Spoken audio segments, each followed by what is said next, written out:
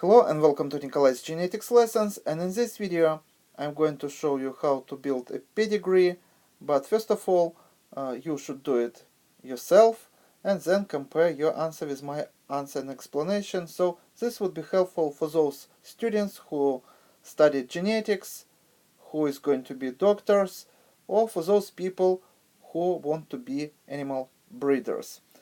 So P has only son T, U is a daughter of T, and V is the only daughter of U. Find how T is related to V.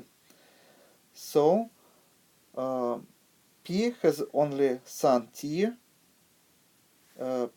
Gender of P is not specified, so we are going to use this sign. So P has the only son T, so obviously P also has a spouse. Also, we don't know the gender. Of course, P and spouse have to be of the different gender, but again, we don't know gender of P, so we don't know the gender of the spouse. So has only son T, so he is the only son T of P, and U is a daughter of T. So now we know that spouse of T, we don't have any letter for the spouse, but we know that she is female. And T has a daughter U, so we put circle here and U next to it. And V is the only daughter of U.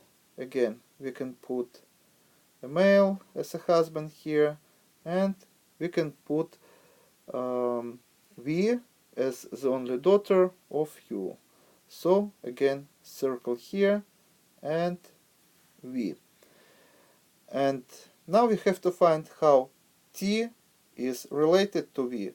So we have to find how this person is related to this person.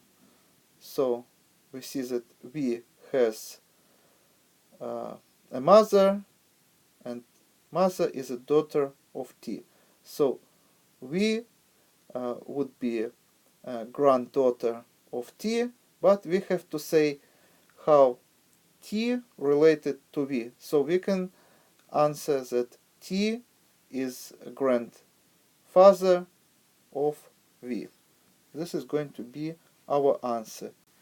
T is a grandfather